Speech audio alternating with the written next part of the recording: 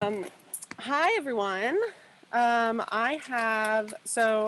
Wendy Ingram. I'm one of the co-founders and the CEO of Dragonfly Mental Health. We are a worldwide global organization of academics, by academics, for academics, focused on cultivating excellent mental health among academics worldwide. And I am so pleased and excited to be here for this talk by one of our amazing members and team leads, organizational team lead, Olga here. And she is going to give a talk on mental health and isolation. And we really appreciate everyone who has come and might be popping in a little bit later as the hour moves on. Okay, thank you so much. So yeah, basically we decided to organize a couple of talks during the Mental Health Awareness Week, and one of them is mental health and isolation, and it's been prepared together with Max Planck Society Mental Health Collective volunteers and the Dragonfly Mental Health Collective volunteers. So basically this is like a bunch of people got together and made a talk on mental health and isolation. So before I start, I'd like to give you some disclaimers. First of all, I'm not a therapist and I'm not entitled to give any advices or anything. I'm a medical doctor, I have a PhD, but I am not practicing as a psychotherapist or psychiatrist. So on this, all the things that I'm talking about, they're more like general knowledge. I do not have kids and I live alone. I think it's important to say when we're talking about isolation, because I experienced firsthand some mental health issue with living alone, but of course it's absolutely different for people who have kids. We will touch on that today. However, I have not experienced this personally.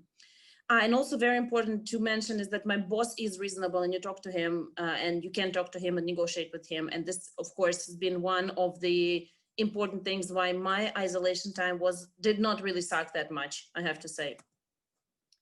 So what is different now on top of everyone, especially in Germany, wearing masks? So first of all, what I wanted to say is that, as I have already told a couple of times before in other talks, I was really, really hoping that this talk would be outdated and that we will not need this talk these days. It would have been so nice if we could just archive this talk and say, that's it. We gave it once in a while, but it's not necessary now. But no, unfortunately, it seems like the second wave of coming and already came to multiple places. And at some points there were no even the end of the first wave. So we're still there. We're still in Corona times. So let's talk on what's different now from the pre-Corona times. So first of all, it's lack of physical contact with family members, friends, and colleagues. Some of us are working from home. Some of us, unfortunately, are temporarily unemployed. Those who work in wet lab, they have either stopped or reduced their research activities. And all these things together, they bring an uncertainty for the future, financially, health-wise, travels, other plans. Some of us have to homeschool children. And of course, all these things, they cannot avoid, but they do impact our mental health. For some people, they're better off during lockdown, and some people are worse off during lockdown. So we are going to talk about those who are worse off, because better off are fine. So there have been already some studies on quarantine measures, and most of the publications say that there are negative psychological outcomes such as depressive symptoms, anxiety, anger, stress, and so on and so forth. And overall, the conclusion is that, of course, quarantine measures during serious outbreaks have extensive negative consequences for the mental health. Some numbers, they were pretty interesting, still going on at a certain point, social study from London, and they have asked more than 90,000 responders on their physical and social experiences. So what I would like to say here is that, as we see here, during the first weeks of lockdown, depression is going up, but further on, our body and our mind seem to adapt. And also the corona measures, this was for UK, seem to be like easing, yeah, here you can see that. And then, so together with the adaptation and ease of measures, things were getting better for depression and anxiety. What is important here, I don't know which age groups of people are here, but I think this is very important graph for people who work with students. So for PhD coordinators and for postdocs and for group leaders, here we see that this depression as by age group in the kids from 19 to 29, they're the most affected. So this is our PhD students. They are here in this group and they're the most affected. So we really should give them a closer look and take care of them from this perspective, because they're the most affected group. So it goes the same for anxiety, goes the same for self-harm and thoughts of death. So unfortunately, while we're taking of ourselves, and of course this is extremely important, and we put the mask on ourselves, we also need to put a mask on our PhD students. However, things are not that bad. If you see here, especially if, at least from March to August, the things were getting better, as in with the life satisfaction, as I already said, that our brain adapts pretty well. And people, especially in the first world countries, are getting more used, and they're less worried that government will not be able to provide them with food or things like that. So at least people are less worried about financial and food situation. At least that was the case by the end of summer. I'm pretty sure that the curves are growing now with the second wave. Now, I would like to really give a closer look on what's happening to body and mind. So first of all, mental health is not different from physical health. So there are triggers affecting the mental health state, as there are some triggers which are affecting physical health. There are also, of course, some triggers which are affecting mental health. So it is crucial, it is essential and very important, I underline, to understand what is your anxiety response. And you have to learn how to manage the stimuli and make yourself less anxious. What is anxiety, basically? So as most of you, of course, know, there's parasympathetic nervous system, which is responsible for the taking control over body functions when there's a rest. And sympathetic is responsible during stress time. So basically, sympathetic system is responsible for our fight or flight response. When it happens in natural habitat, basically, when your body sees the tiger which is going to attack you, you see the acute stress. So you see the predator. The response for your body and your mind is known biologically and evolutionary. So so your body feels like it needs to do something right now. So sympathetic system switches on, and it's basically you get the fight or flight response. You either flight from predator or fight the predator. And that makes your sympathetic system to be switched on for a short time. So you'd get a possibility to get the fight or flight response. And then after the stress is gone, your sympathetic system changes, is being taken over this signals by parasympathetic system. So what happens during the chronic stress, like COVID-19? The problem is that it's here all the time. It's with us, it's in the news, it's in the talks, it's in the discussions, it's everywhere. Your body feels like it's in a danger, in mind, it feels like they're in danger and you need to do something. And the natural way of doing something is fight or flight. But the problem is that neither flight nor fight is possible. So you cannot fight COVID, you cannot flight from COVID. There is no COVID-free space, and it makes your sympathetic system to be chronically on. And that's why you feel, or I feel, we all feel anxious and agitated permanently. And this is the major issue which causes your body to feel like, you know, something bad is going to happen. I need to do something. It is critical to manage the system. And how do we see what are actually symptoms of this chronic of sympathetic system being constantly on? Sleep is disturbed, which creates this nested feedback loop of like, you sleep less, you're more anxious. Then you sleep less, then you're more anxious. Then you sleep less, and so on and so forth. Also, emotional control is being impaired because of this. So you are feeling that you need to fight or flight. And of course, it will affect the people who are close by to you, your friends, your family members. Of course, they will be the first to fight or flight. Also, a lot of people report rumination. It's when your thought process about being caught in some loop of thinking about one thing, and you cannot stop thinking about it. And also the other problem is the loss of life structure. So basically, you used to get up at 8, leave to work at 9, be at work at 10, leave at 6, and have some sort of like life routine, which has been affected by COVID. Of course, this loss of life structure has been probably taken care of by the most, but we'll still talk about it a little bit. So what to do?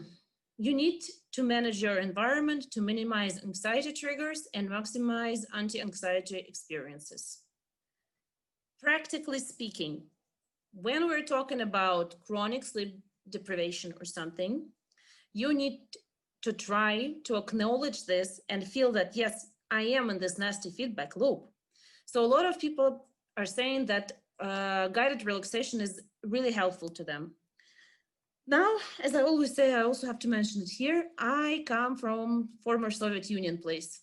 So guided relaxation and mindfulness technique were never a thing there.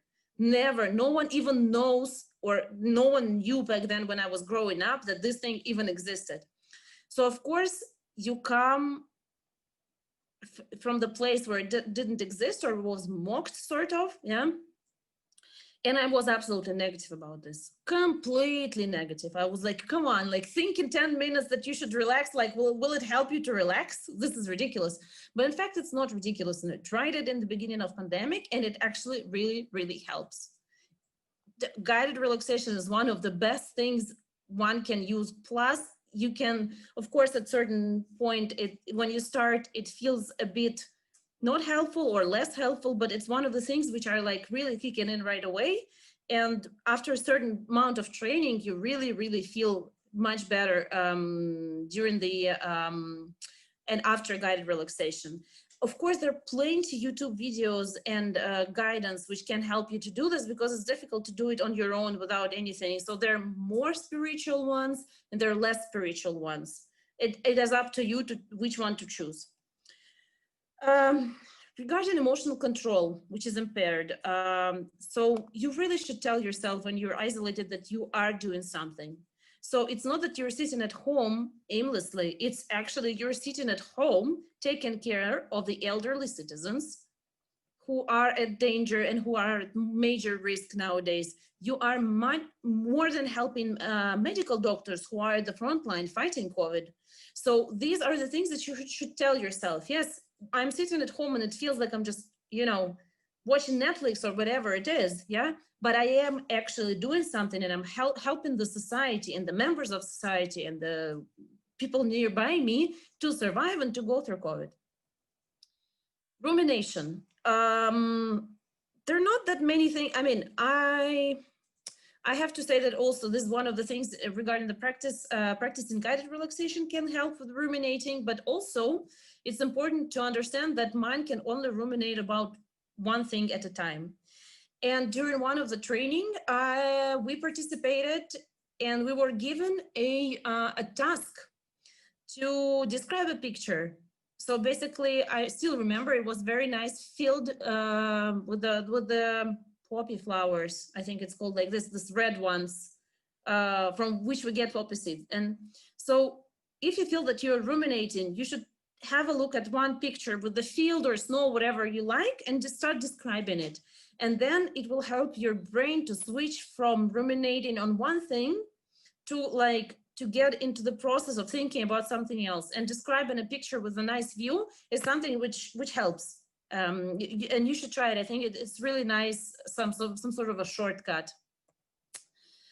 And with the loss of structures, you need to create new structures. For me, it was morning walks before work. So even though everything is closed, you still can go for a walk. You can go take a coffee cup to go, or just go for a walk, and so on and so forth. These are the things, small things, and we'll talk about new structures a bit further. Yeah.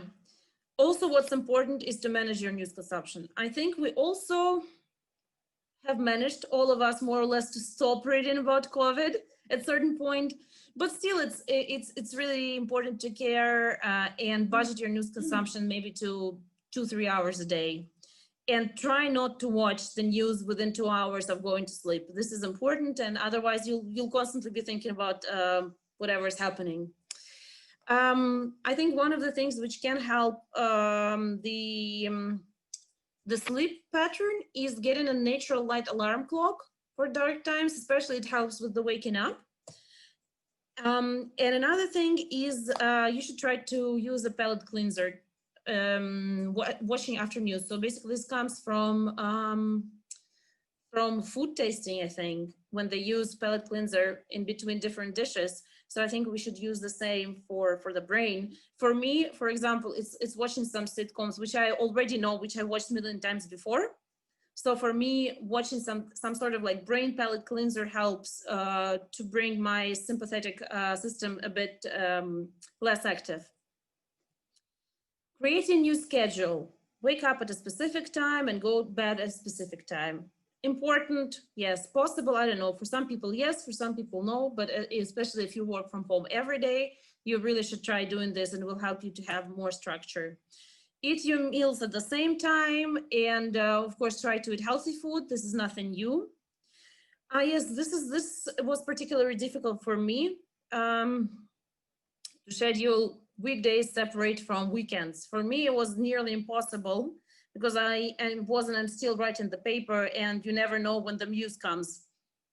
She may come and visit you over Saturday evening. Then you have to sit and write.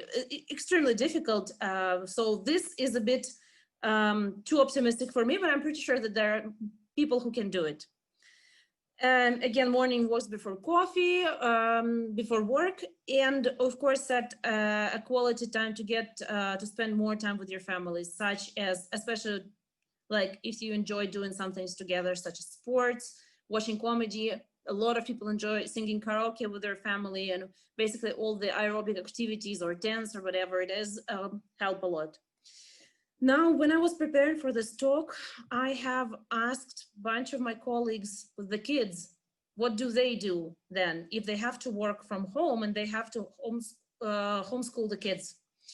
And one of the nice things which were suggested was that you have shifts, basically. You just make shifts with your partner. In the morning, you sit with the kids and your partner works, and vice versa in the afternoon. And then maybe some couple of hours after work, after 7 p.m. or something, to catch up with the things which you didn't manage to do. For single parents, it's much more difficult, of course. And the only suggestion, or the practical suggestion, which was there nearby around, is that you need to like team up with some other parents, and you can do the shifts with parents, with the single parents who also have the kids.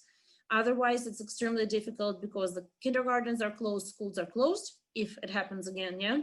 Then you either split the duties with your partner, or you team up with other parents. Otherwise, it's a nightmare. Yes, as we discussed, activities with kids.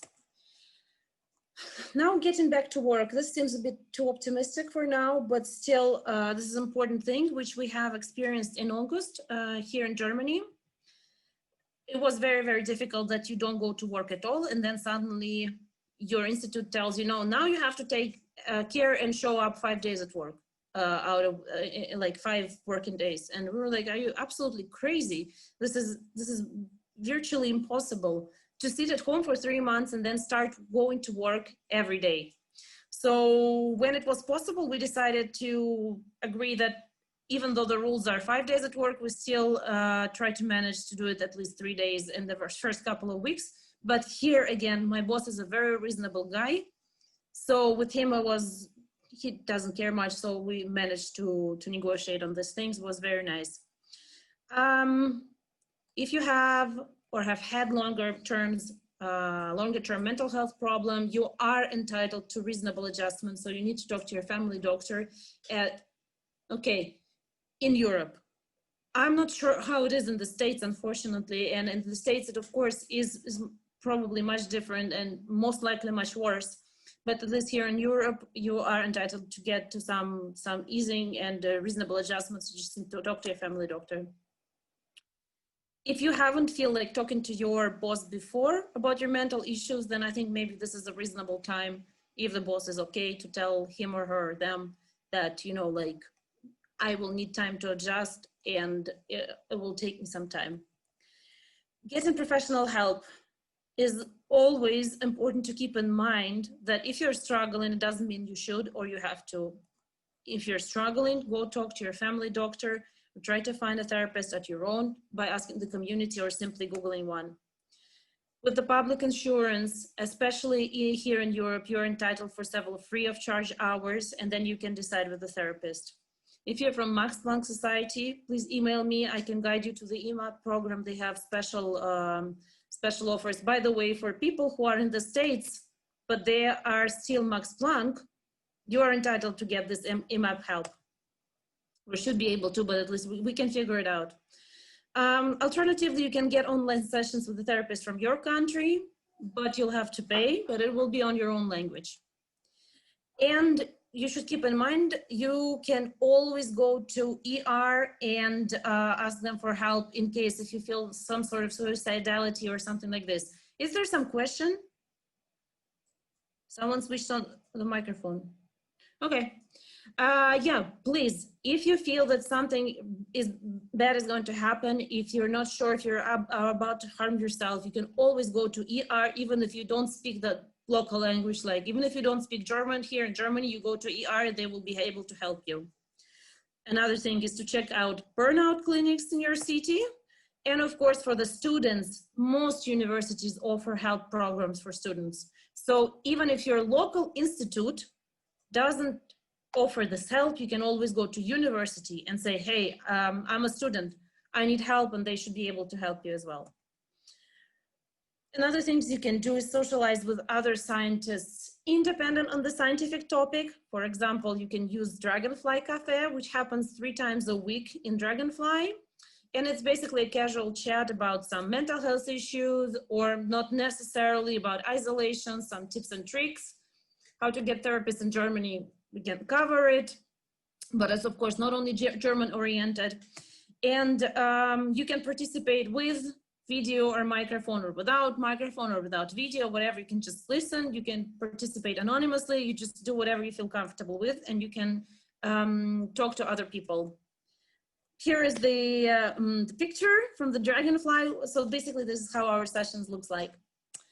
You can also do scientific related socializing. Again, Dragonfly is an option here, but other options is to talk to your program coordinator, PhD and postdoc reps.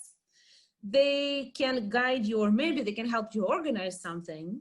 Maybe you can have breakfast, tea times, coffee breaks, whatever it is. Another thing is that you should check online, because some key opinion leaders in your field, especially their Twitter is filled with them, most likely organizing some free lectures and seminars online nowadays. So if you want to socialize and continue having some scientific conversations and communications, most of the key opinion leaders are organizing something. Check out, and maybe you can find something else. For me, also volunteering was very rewarding, because I scientifically am participating in a very long-term study. So now it's 4 years, 4th year and counting. And particularly from science, I don't get much of reward. But when I'm volunteering and I do something, now I'm given a lecture, and I'll feel much better that I did something, and I'm telling my brain, hey, you're doing something. So for me, volunteering is really, really beneficial. So you could also join Dragonfly Mental Health or some other thing, whatever you feel like in volunteering. And yeah, it does help. Okay, and more information. Managing your mental health during COVID-19 on Coursera is a wonderful course. I based most of my lecture based on this Coursera. It's for a couple of weeks. It's really, really nice. And the guy who's given the course, he also gives you an examples of guided relaxation, a lot of wonderful things. He also has kids, so he can give this advices on how to manage kids. Very nice. I absolutely recommend it to everyone. Then on mentalhealth.org.uk, they prepared a lot of resources on how to look after mental health during coronavirus outbreaks. Especially, they have also some resources for parents, especially for young adults who are also a very fragile group of people, I would say. They also have some tips on what to do when one can be a domestic violence victim. They have a lot of tips and tricks on a lot of things where to go to in case of domestic violence. So there are also 2 mental health first aid courses, one on Coursera and another one on Johns Hopkins University. Both of them are very nice. And so basically I personally went through Coursera, and half of our other volunteers went through this ones from Johns Hopkins, and also both got very nice reviews. And we would definitely suggest these courses if you want to help others. And now I would like to stop my presentation and just engage in some discussion and question. Since once again, we're not that many, I would just encourage you to switch on cameras and microphones, and we can just talk a little bit.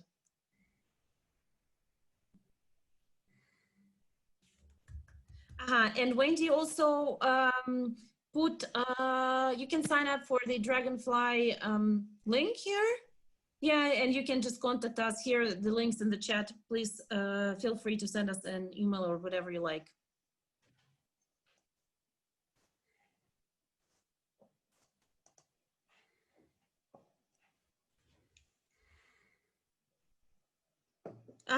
Diana raised a hand. Diana, do I need to unmute it? I think you should be able to unmute yourself, actually.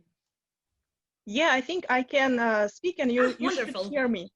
Yes, nice. We can hear Thank you, Olga, for such a beautiful and useful presentation. It's really helpful.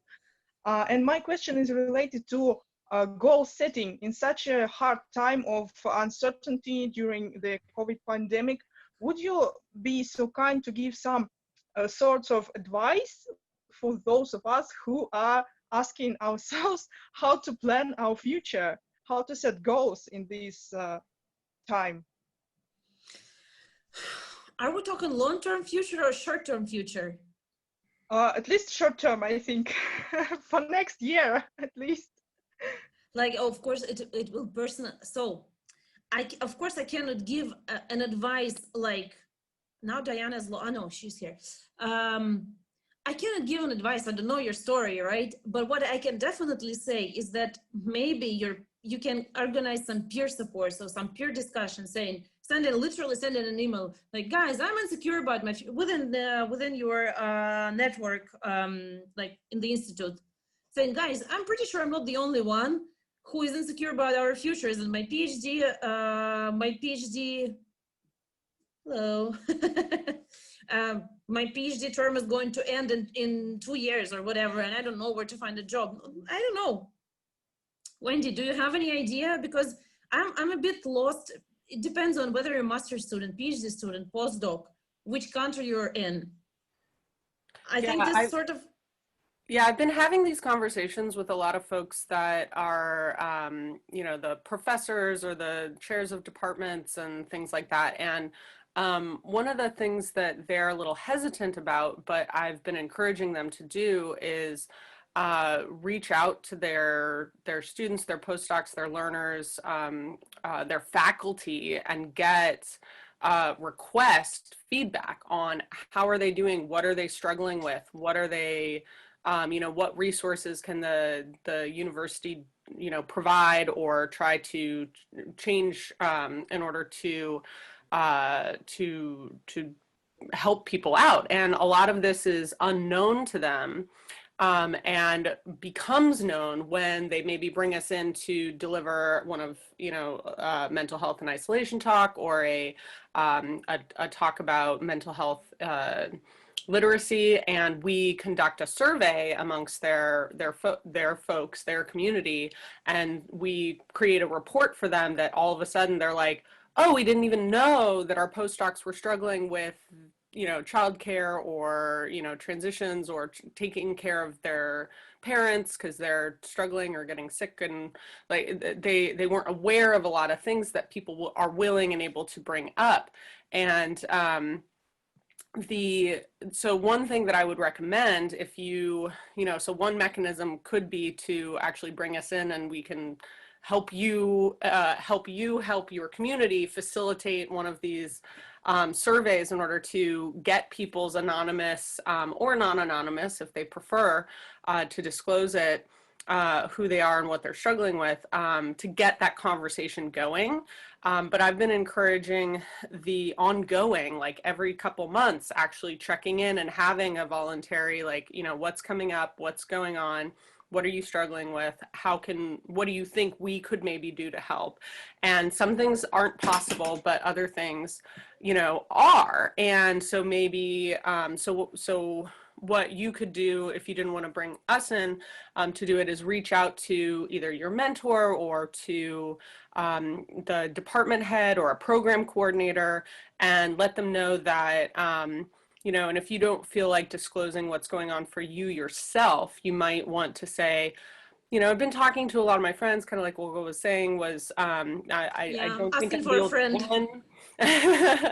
But there are some issues going on, and maybe we could do with a little more support and brainstorming with others who are further along in their careers. And so then, one of the best ways to actually get stuff done in general is to come with specific requests, in the sense of, you don't have to have everything solved, but you can have a specific request like, I know people who are having issues in my career, and especially with transitions and impending planning, it might be really helpful for a survey to be sent out to find out how big of an issue this may be for how many people, and to potentially crowdsource ideas of how to deal with it. So maybe the response is, you get all of these answers from people displaying either the homogeneity or the heterogeneity of what everyone's dealing with, and then you can the department you're in, the community you're in, can facilitate, get a few volunteers from various levels of their career path, who can help talk about, have like a fireside chat, an informal conversation about, or a town hall or something of, what are the issues, let's talk about them, let's brainstorm, let's figure out if maybe there needs to be some more extensive networking and mentorship, and thinking about how to get people who are in these tricky situations right now the support that they need through the networks that they have. Another thing I was thinking about, and correct me if I'm wrong, but there is a possibility that Diana is not yet in the grad school. And then, of course, planning, joining the grad school may seem hopeless, but in fact, grad schools are hiring, and grad schools are just making the rounds of interviews online and not offline. So if you think of joining some lab, there is literally nothing which should stop you from trying to find the lab to join. While indeed some people are going off work, home office, and experience temporary unemployment, there are still fundings for joining master's programs and PhD programs. They're not going anywhere. The grants are still there, the money is still there. People still need to fulfill the work and reports and grants and papers and publications. So if you think that people are not hiring, that's not the case. So if you are looking for PhD positions or master's positions or even a postdoc, I strongly encourage you to continue doing so. And while there were certain slump on maybe industry hirings in some countries, I have to say that PhD grad schools, basically, especially in Germany, didn't really feel it. So as there were rounds, there's still rounds. Yes, of course, there will be some sort of like, I don't know, testing upon arrival or some isolation for a couple of weeks upon arrival when you get the position, but the positions are still there. And please don't think that they're not there. It's still possible. And I just want to follow up on one piece of that too is, you know, there's a lot of folks who go straight into or plan to go straight into masters or PhDs.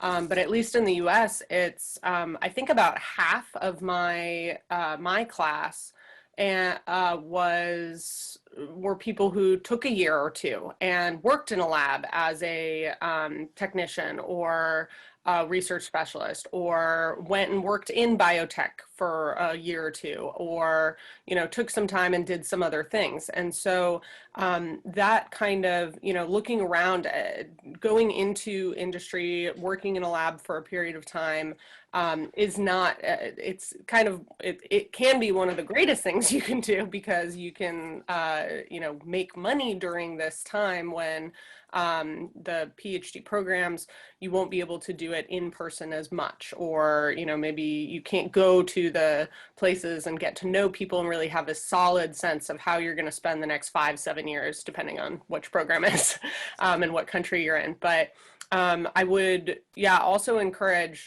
you know, I think that there's going to be a lot of people who are going to be basically kind of moving out of academia for a period of time and being, and so the normalcy of entering back into academia is going to be much, much higher than it has been previously. So don't be afraid of looking into leaving academia for a stint or gaining other experience, because, I mean, first of all, not all of us can stay in academia, and the No, trend not is all of that us way. have to. Yeah. Diana, does it Thank you so cover much. actually? Yeah, Olga and Wendy, I think your advice is really helpful and it's encouraging. It gives me hope.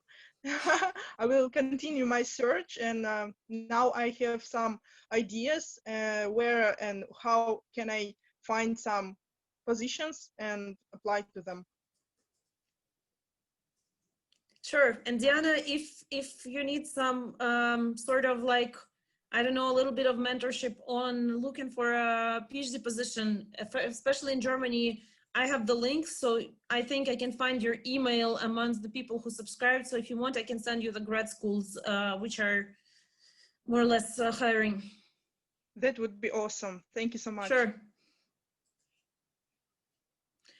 If anyone else has any questions or discussions or comments or suggestions are always welcome. If we miss something out during our talk, would be also, we're constantly adapting it. So that would be really, really great if you have some tips and tricks for us. Seems like we covered everything. Peter, sure. Hi, good evening, Hi. afternoon, wherever you're at. Thank you, Olga, for a great talk and some wonderful input. I was reminded of a personal story when you were sharing that mindfulness and meditation things aren't your thing, because just 2 years ago, I think I was in that very place that I thought, well, I go running, so what else am I supposed to do?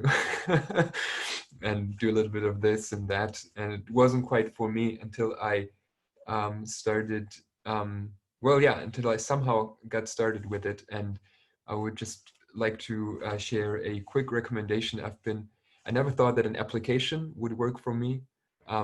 When starting meditation, I wasn't quite sure. And I really thought this or any application wouldn't quite do the trick. And it is different from sitting in a circle with a group of people and having some kind of often guru-like figure guiding a meditation. But nonetheless, I've been working with Sam Harris app. It's called Waking Up. There are actually full subscription free of charge. They don't ask any questions in case you can't afford it. And they're providing wonderful meditations and also other mindfulness and relaxation inputs. So I just wanted to share that and say thanks again. And Sam Harris is a neuroscientist, so he's Yes. particularly good for us hardcore biologists. Yeah, he is, for me, he is just the sweet spot in terms of not too esoteric, still very science-based in many ways. Yeah, he's a neuroscientist.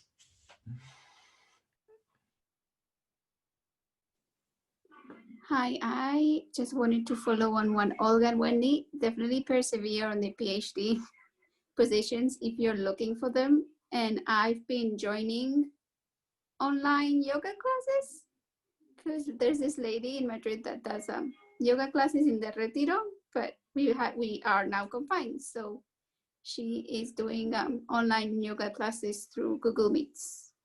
And I found the apps quite helpful. I like Petit Bamboo that give you like little guided meditations, and then you can just gently listen to them. I actually did also yoga on like yoga course online. I also found it really, really nice because you can do it at home. That's the best thing you can do. Like literally, you don't have to go anywhere. Yeah, I absolutely agree. This is nice. Yeah. Thank you.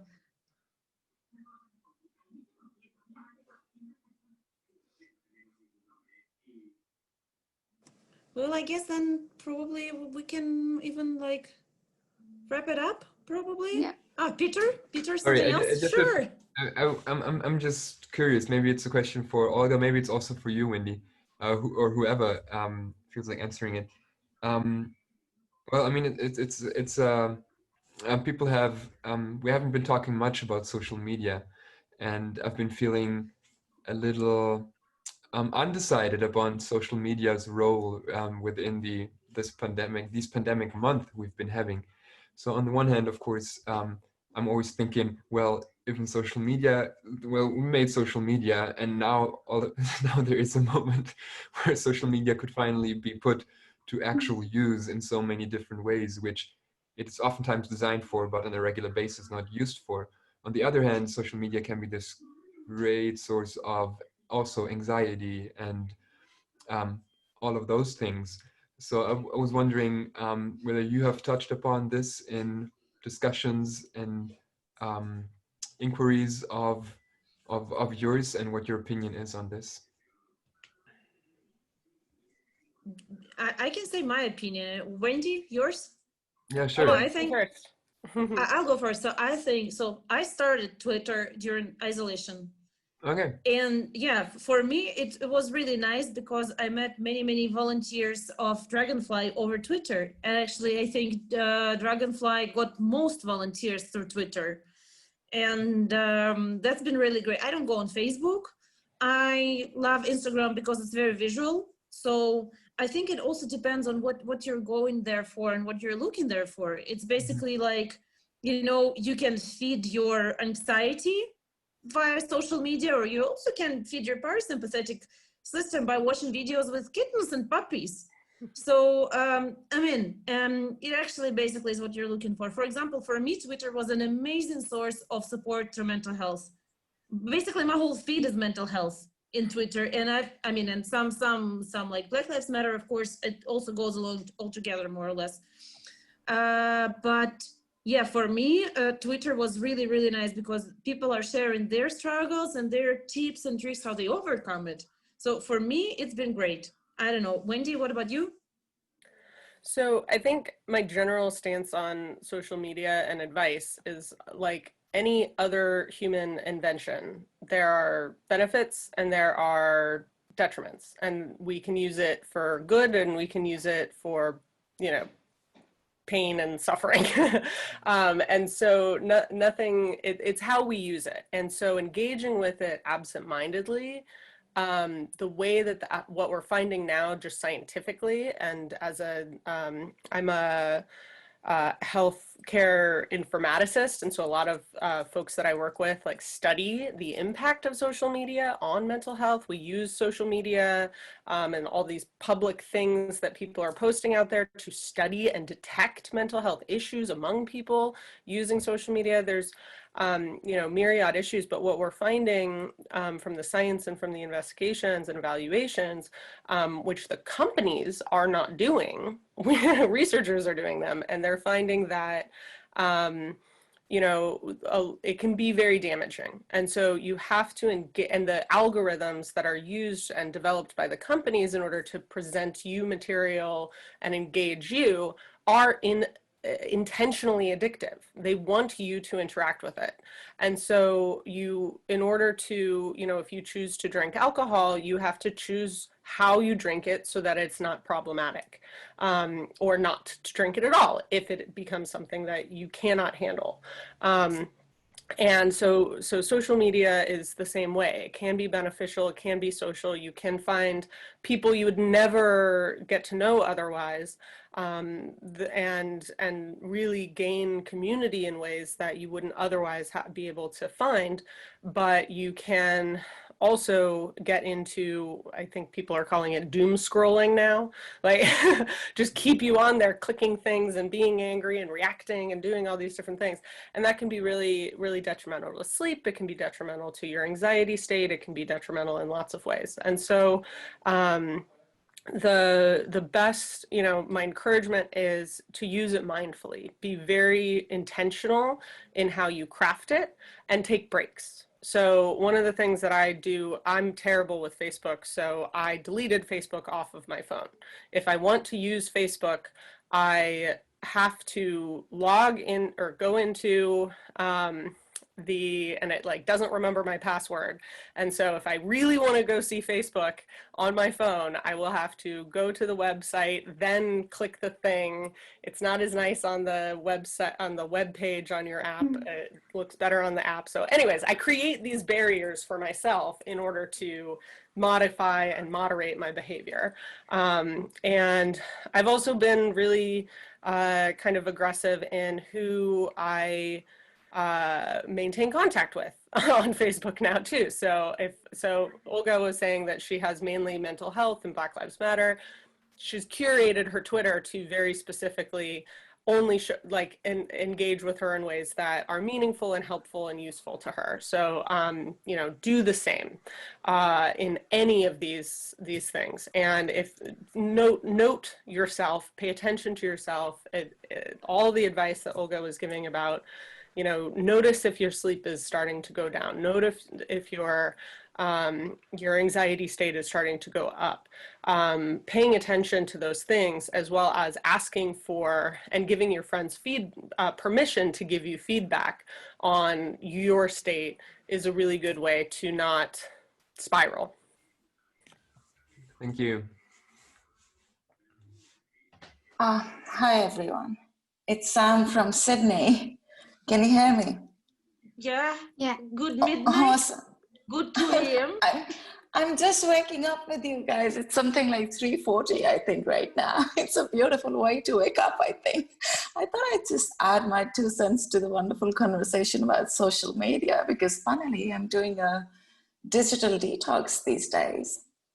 And I'm working with just these few people, and I think the power of community is really there when you're doing a digital detox. So we started off just with watching the Social Dilemma, the documentary, and we're actually logging in all the times when what we are feeling, what we are going into access, why we're doing that, just screenshotting every week. So just on the iPhone or whatever phone you have.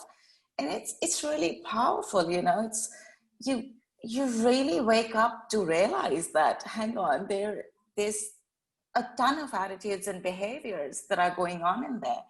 And with Wendy mentioning Facebook, you know, I got off Facebook completely 2 years ago, and I loved it. So I think it's really a question of which social media you're using and for what purpose. And like Olga, I'm using Twitter a lot for mental health and that conversation. So you can actually curate your presence on the mediums. I hope that's helpful, Peter. Thank you so much.